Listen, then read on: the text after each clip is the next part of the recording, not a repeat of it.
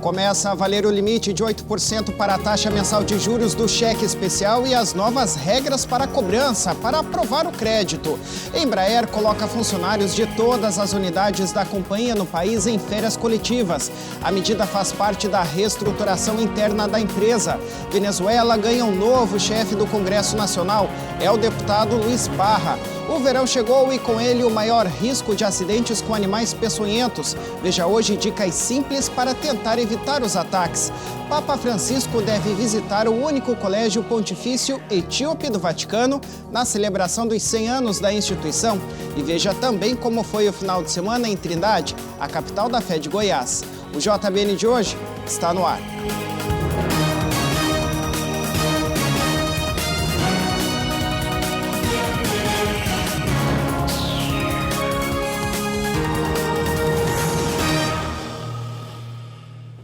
Olá, uma ótima noite para você, seja muito bem-vindo. Hoje é segunda-feira, dia 6 de janeiro de 2020.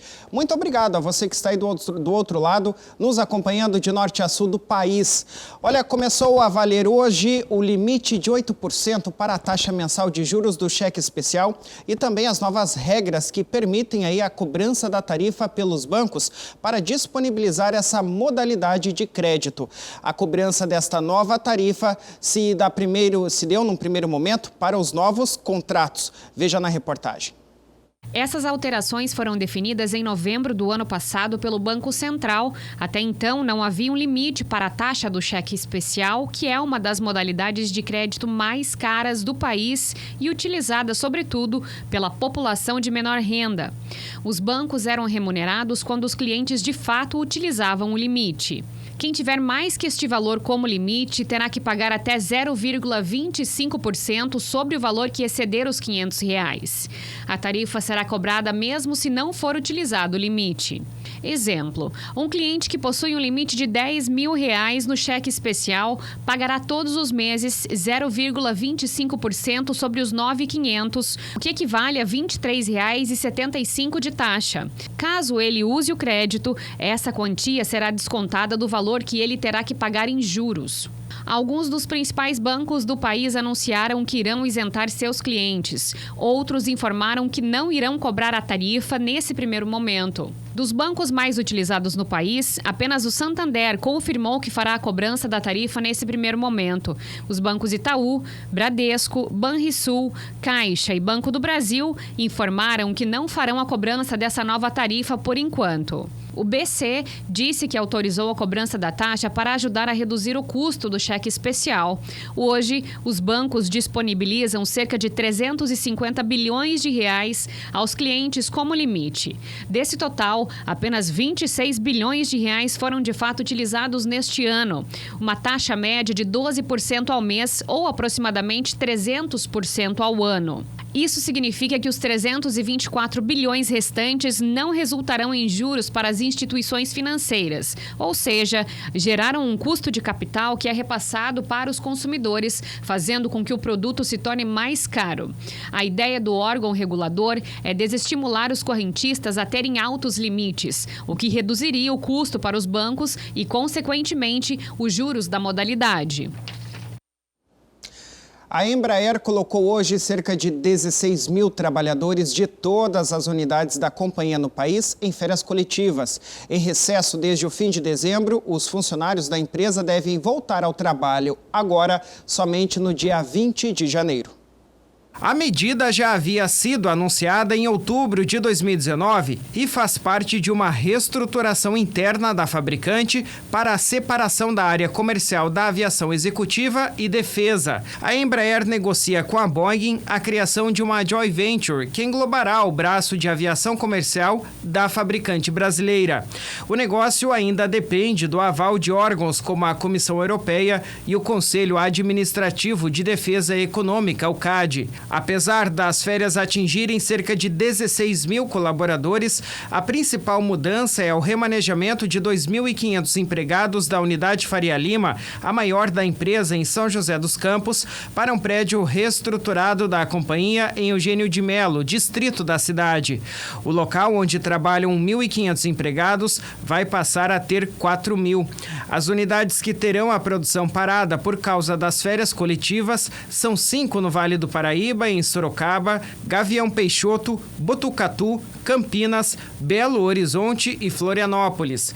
Na prática, após o retorno dos funcionários, com a segregação da área comercial, o setor já vai operar com sistemas independentes e com efetivo dedicado ao futuro do novo negócio, que ainda depende de aprovação de órgãos internacionais, como já falamos. A expectativa é que o acordo seja concluído neste ano. Por nota, a Embraer confirmou o período de férias coletivas com o objetivo de implementar a segregação interna do negócio de aviação comercial da companhia, o qual permanecerá integralmente na Embraer até a obtenção de todas as aprovações das autoridades correnciais. A empresa ainda acrescentou que manterá os acionistas e o mercado informados sobre a negociação com a Boeing. A Venezuela tem um novo chefe no Congresso Nacional, é o deputado Luiz Parra. Ele foi anunciado pelo presidente Nicolás Maduro. A oposição, que é liderada pelo autodeclarado presidente Juan Guaidó, acusa a votação de ser um golpe parlamentar. Os opositores do regime de Maduro afirmam que a votação não teve votos ou quórum necessário, já que Juan Guaidó e os parlamentares contrários a Maduro foram impedidos de entrar na Assembleia Legislativa no momento do pleito.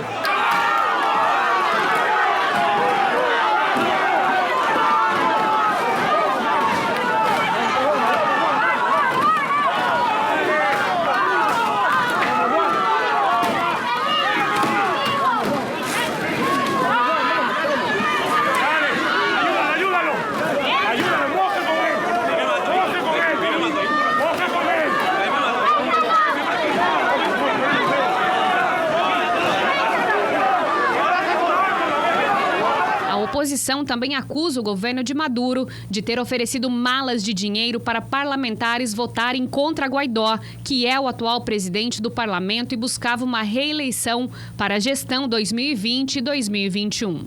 Os Estados Unidos acusaram o governo de Maduro de ir contra a vontade do povo e das leis, minutos após Luiz Parra ser anunciado novo presidente do Congresso venezuelano, segundo a Reuters. Uma reeleição de Guaidó como líder do Congresso Nacional da Venezuela permitiria que a oposição continuasse pressionando pela saída de Maduro. No começo da tarde, vários congressistas disseram ainda, segundo a Reuters, que não haviam conseguido entrar no Congresso. Perto do fim da sessão, os parlamentares conseguiram chegar ao plenário e, aos gritos, tentavam impedir a votação.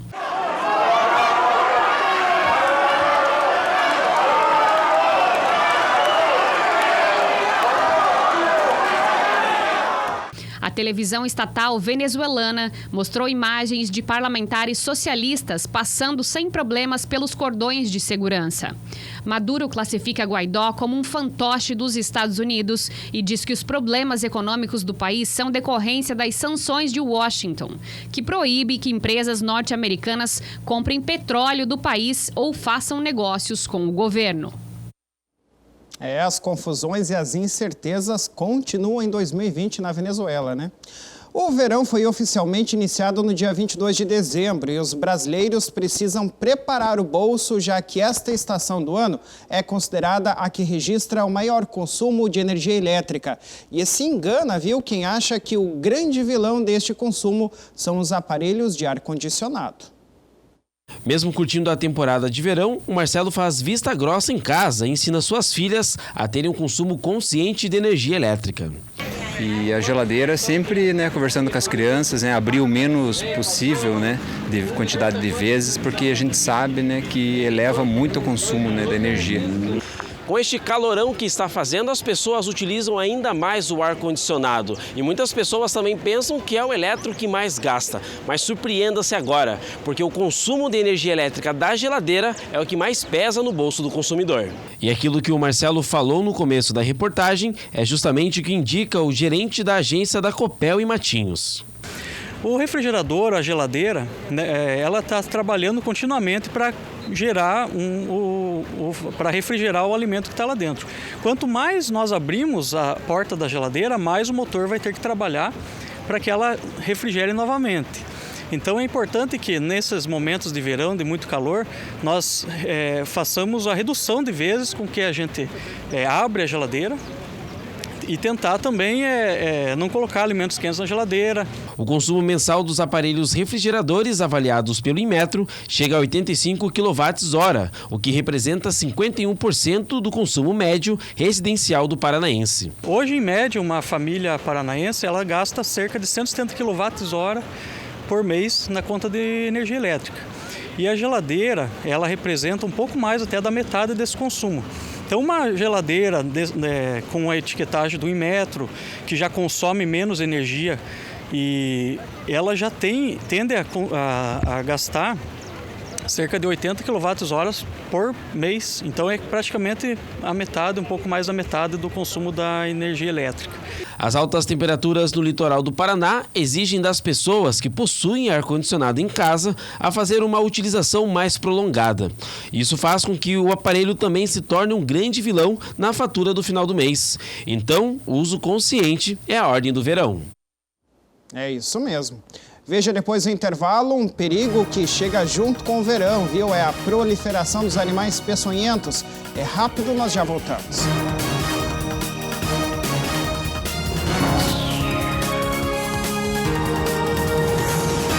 O amor do Pai Eterno está presente em todo lugar. E a missão da FIP é levar esta mensagem adiante. E tudo isso só é possível graças à nossa união. Reze conosco, ajude a fazer o bem. Faça parte desta família de amor.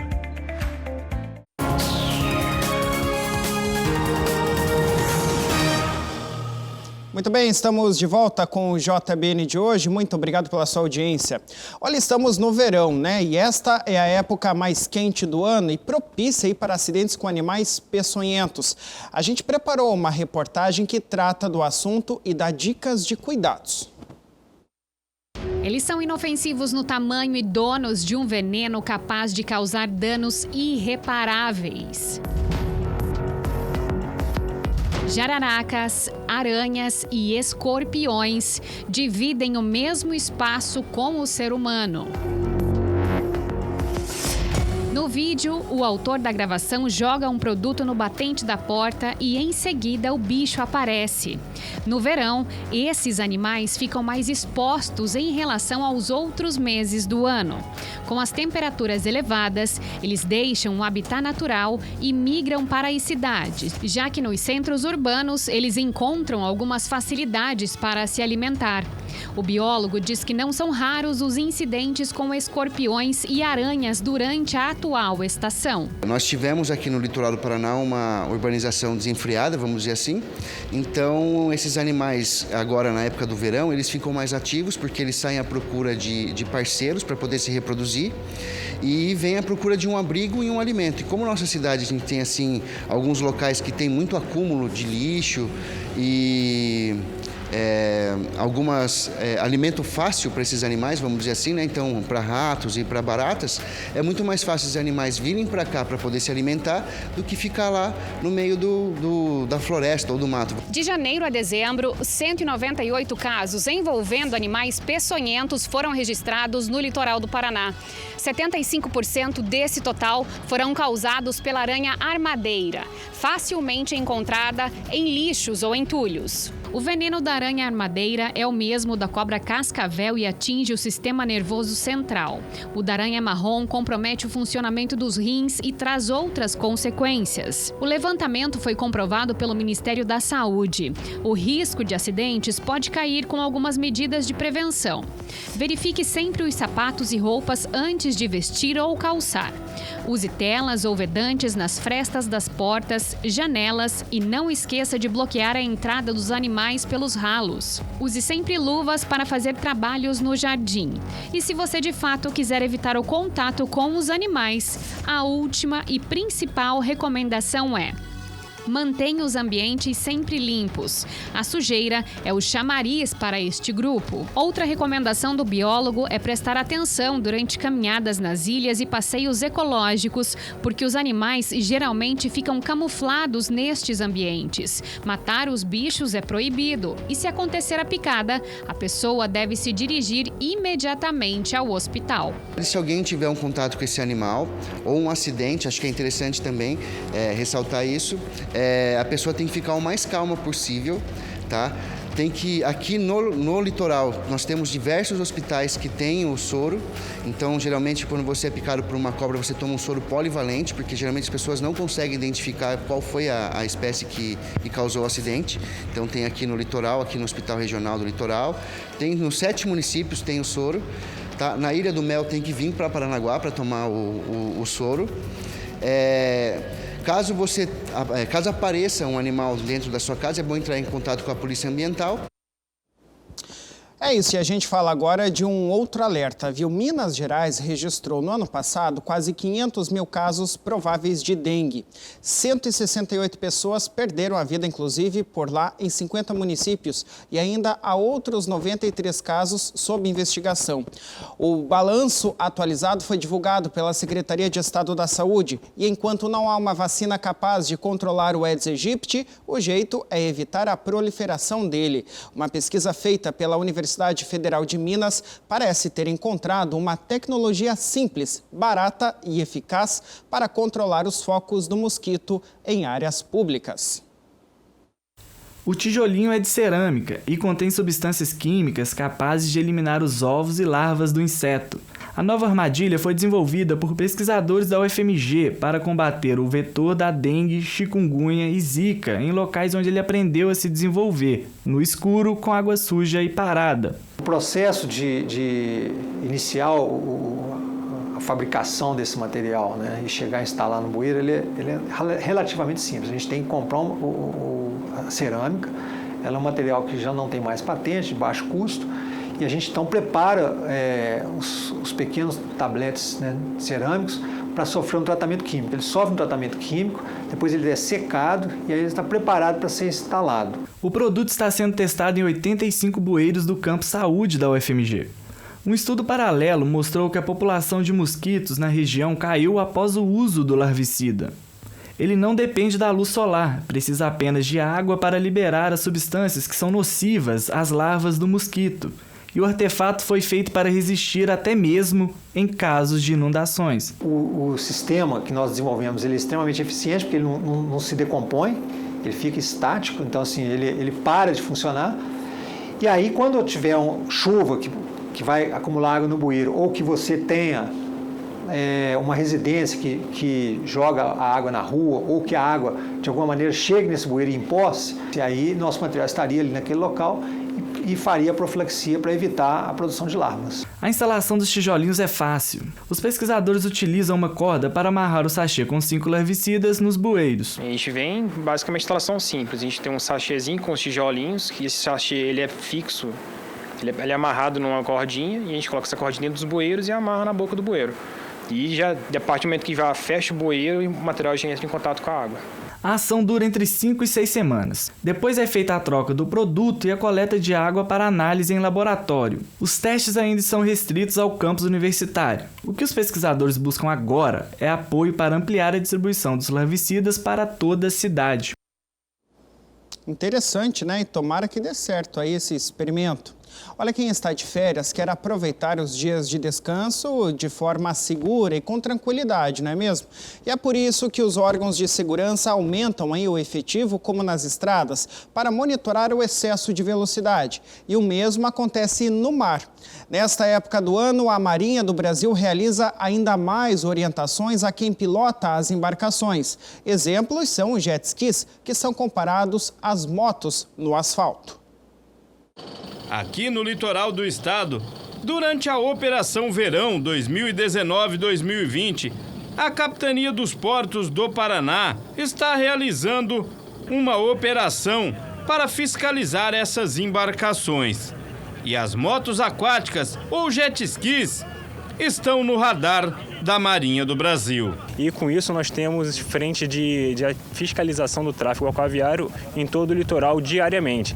E eu acredito que esse trabalho de fiscalização diária tenha contribuído para a conscientização dos navegantes com relação à segurança da navegação. O condutor de jet ski deve manter uma distância segura dos banhistas. E assim como nas estradas, conduzir uma moto aquática ou jet ski depois de ingerir bebida alcoólica é crime. E se o condutor for abordado, passará pelo teste de bafômetro. Exatamente. É proibido a condução de moto aquática sob o efeito do álcool.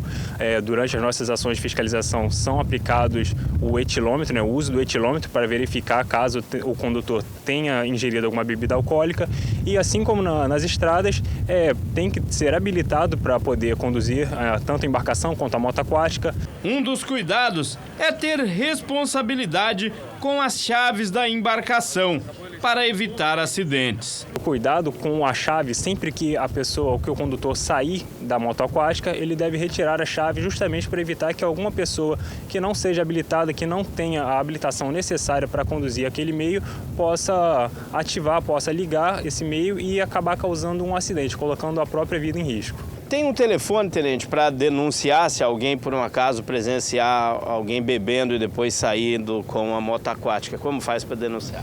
Sim, nós temos um telefone aqui que é o Disque Segurança da Navegação, com atendimento aqui 24 horas aqui na capitania, é o 3721-1542. Qualquer cidadão que verificar qualquer irregularidade com a embarcação, seja a navegação próximo à praia, próximo a banhista, gerando risco à segurança da navegação em geral, ele pode ligar aqui na capitania através desse telefone, que essa denúncia será verificada pelas nossas equipes que estão na água.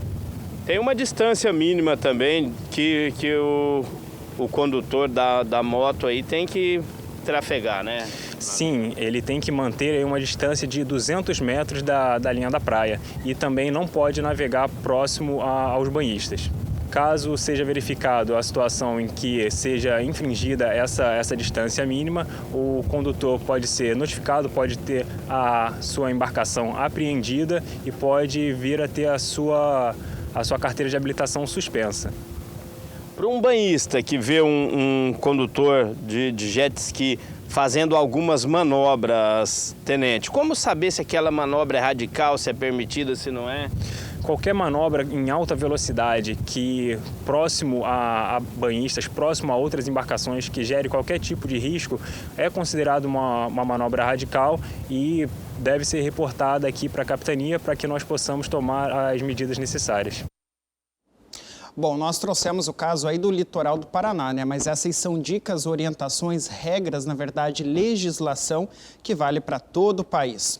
Muito bem, chegou a hora de vermos como é que ficarão aí as temperaturas, né, e o tempo nas capitais do país, nesta terça-feira. A gente começa hoje pelo sul, onde teremos aí um mix, né, de sol encoberto aí com a possibilidade de bastante nuvens. Em Curitiba teremos máxima de 31 e mínima de 19 graus. Floripa, máxima de 31, só que mínima daí de 24. Porto Alegre com um grauzinho a menos aqui, máxima de 30 e mínima de 24 também. Aqui no centro-oeste, o tempo já muda completamente, né? Temos aí a previsão de céu bastante encoberto, com possibilidade de chuva, inclusive nas 4 capitais da região.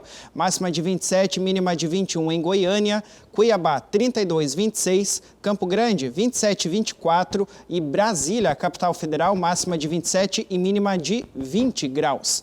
No sudeste também teremos o céu encoberto, mas não com chuva em todas as capitais, como na região anterior.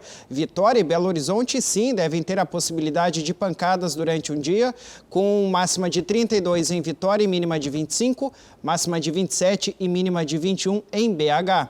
São Paulo, então, a terra da garoa, que amanhã não deve aí ter chuva, máxima de 28 e mínima de 21, e o Rio de Janeiro, máxima de 33 e mínima de 26 graus. Calor lá no Rio, né? Passamos para o norte, onde no Rio Branco e também em Boa Vista teremos essa condição aí de sol entre nuvens. Em Rio Branco, máxima de 33 e mínima de 24 graus. Em Boa Vista, 33 também de máxima, com uma diferença de 1 grau aqui na mínima, 23 graus. Porto Velho com a possibilidade de chuva, máxima de 29 e mínima de 25. E a mesma condição aqui para Palmas, né? Onde temos 29 de máxima e 25 de mínima. Manaus deve ser aqui a capital da região com maior temperatura, máxima de 34 e mínima de 25 graus. No Nordeste teremos aí sol entre nuvens, com Recife aqui aparecendo o sol de uma maneira mais expressiva, né? Máxima de 31 e mínima de 26 graus por lá.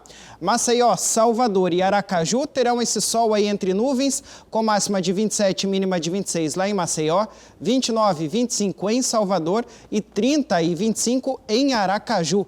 Teresina deve chover amanhã, viu? Alguma pancada de chuva ao longo do dia, máxima de 32 e mínima de 24 graus. Aí temos Fortaleza e São Luís com a mesma previsão aí, ó. Tempo encoberto, máxima de 29 e mínima de 26. E Natal, para a gente completar aqui a região, máxima de 30 e mínima de 26 graus. São essas as condições do tempo, então, para a região nesta terça-feira. Agora nós vamos para mais um intervalo e já já você vai ver que o Colégio Pontifício do Vaticano completará 100 anos. E o Papa Francisco deve visitá-lo aí nessa data.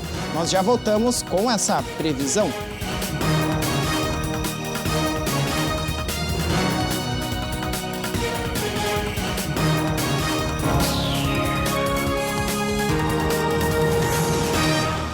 O amor do Pai Eterno está presente em todo lugar, e a missão da FIP é levar esta mensagem adiante.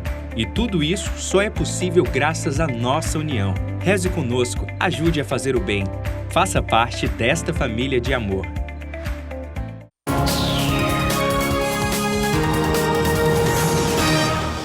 Muito bem, estamos de volta com o JBN de hoje. Muito obrigado mais uma vez pela sua companhia. Olha, agora em janeiro, o único colégio pontifício do Vaticano, o Colégio Etíope de Seminaristas, completará 100 anos. E o Papa Francisco é o grande aguardado para a celebração da data. A instituição existe desde 1919 e já formou cerca de 300 alunos. O centenário do seminário coincidirá com o primeiro aniversário à frente do colégio do atual reitor. Haile Michael Berak, o reitor do colégio, lembra que serão celebrados 100 anos da instituição, mas que a presença de monges e peregrinos etíopes ao Vaticano remonta ao século XV. À medida que as celebrações do centenário se aproximam, esse bispo etíope de 75 anos se lembra de um outro aniversário da instituição. O Monsenhor Tsegaye Ekinene disse que já estava no colégio quando foram comemorados os 50 anos da fundação da escola. Ele ainda era estudante na época. Na ocasião, Paulo VI visitou a escola de padres. Desta vez, o Papa Francisco fará a visita em nome do Vaticano. Junto dele estarão peregrinos etíopes e eritreus pertencentes ao rito oriental do Pontifício Colégio. Os estudantes e reitores estão muito entusiasmados com a visita papal e garantem que o Papa Francisco significa muito para os africanos. O vice-reitor do Colégio Etíope, Haile Mariam Vorako, disse que nos diferentes países da África existem muitos problemas políticos e econômicos e que o Papa é o pai espiritual de todos na Terra. Segundo o vice-chanceler, o Papa, quando se refere ao seu país, além da palavra espiritual, evidencia os problemas políticos e econômicos locais e que, portanto, é a voz do seu povo. O vice-reitor destacou como cada visita de Francisco à África incentiva o coração de todos. É por isso que ele espera que a visita ao Colégio Etíope tenha o mesmo efeito. Devotos de todas as partes do Brasil fizeram questão de marcar presença em Trindade, a capital da fé de Goiás, no primeiro fim de semana de 2020. Além das missas e novenas, eles também participaram do Palavra do Pai, o momento com o padre Robson de Oliveira. Veja na reportagem do Pedro Henrique Rabelo.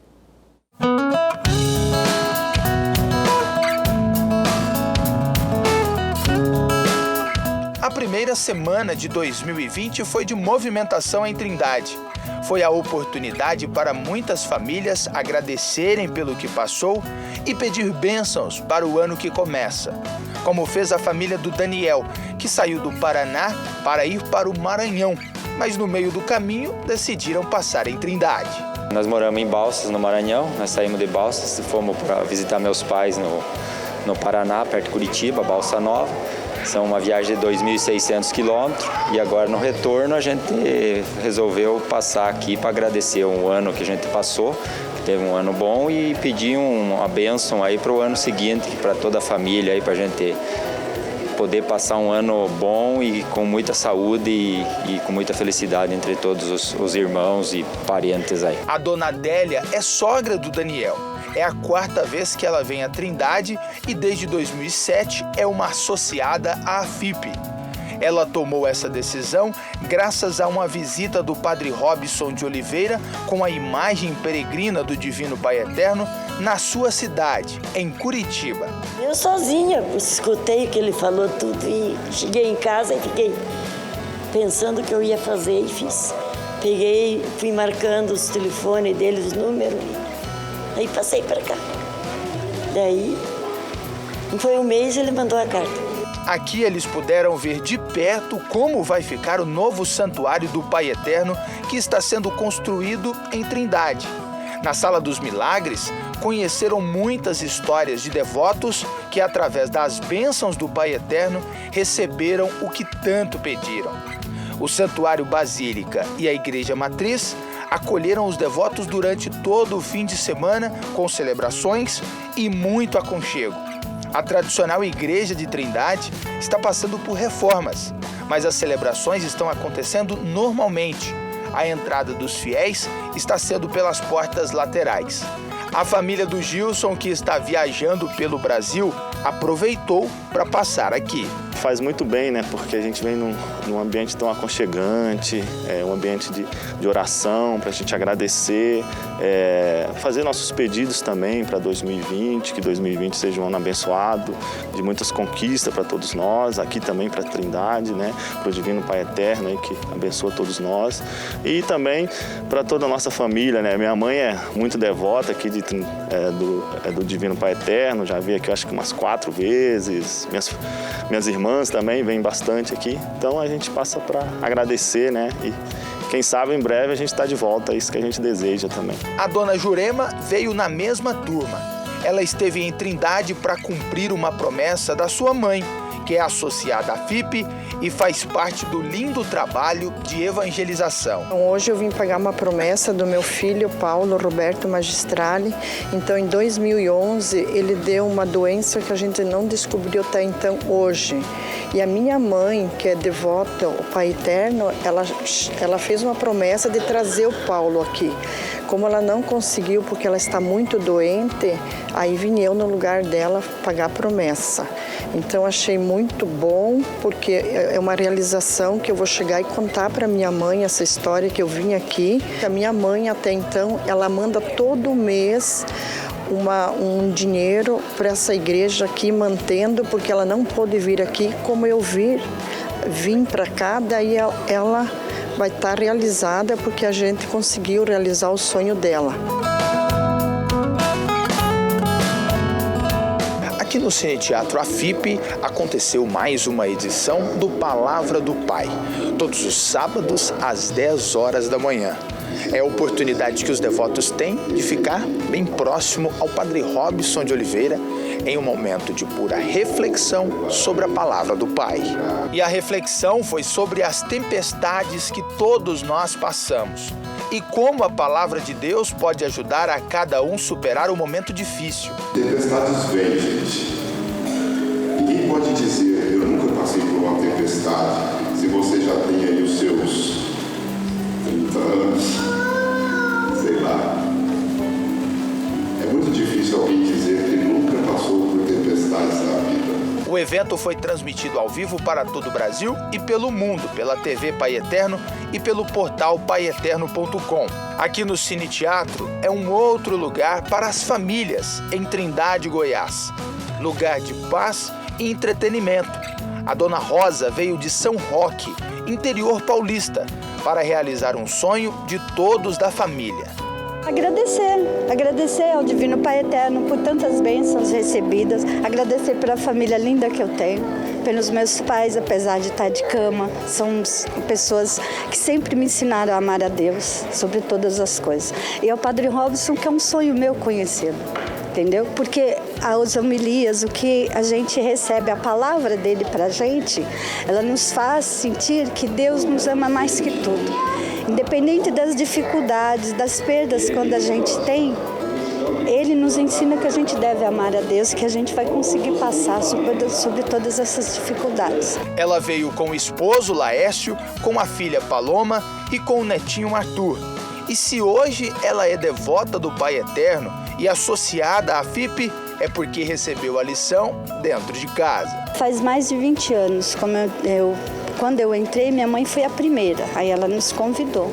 E até hoje eu faço parte, porque eu acho que é uma maneira da gente levar a evangelização para as outras pessoas, entendeu? Foi a primeira edição do Palavra do Pai em 2020.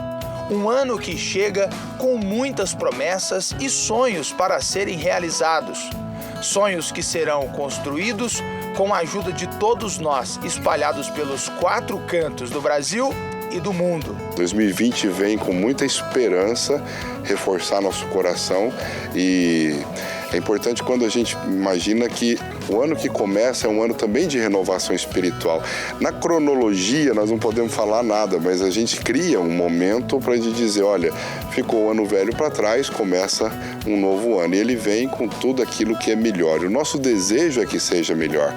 Portanto, a nossa luta continua, nosso trabalho de evangelização continua e quer crescer cada vez mais, mostrando aos corações o caminho de Deus. A FIP com a televisão, a FIP com os meios de comunicação social, nós temos feito o Evangelho chegar a muitos corações. A nossa meta também é que muitas mais bênçãos esse ano se recaiam sobre os filhos do Pai Eterno. Que a gente tenha ainda mais testemunhos de pessoas que alcançaram essa graça na sua vida, a graça de uma cura, a graça de uma conversão, de uma libertação, da solução de um problema. Que essas pessoas possam se expressar mais ainda. Muitos recebem a graça e não dizem nada, ficam com ela no silêncio. Testemunhar isso é muito importante para que a gente leve isso para as pessoas saberem que realmente Deus é poderoso.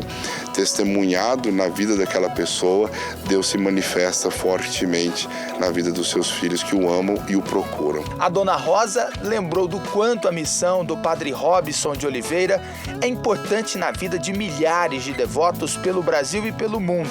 E ele nos contou se tem metas para serem alcançadas neste ano que se inicia. Eu peço sempre a Deus que eu nunca perca as minhas metas. A minha meta ela não é para um ano, ela é para muitos anos, ela é para um trabalho de evangelização que talvez nessa vida só não se realize, né? Vai ser continuado por muitos outros evangelizadores. Eu só peço a Deus que eu cumpra essas metas de levar o amor dele aos corações e viva com amor, intensidade, enfrentando tempestades, enfrentando os problemas e sabendo passar por isso com muita sabedoria e paz, para que a bonança, quando chegar, seja motivo de louvor e ação de graças ao Pai Eterno.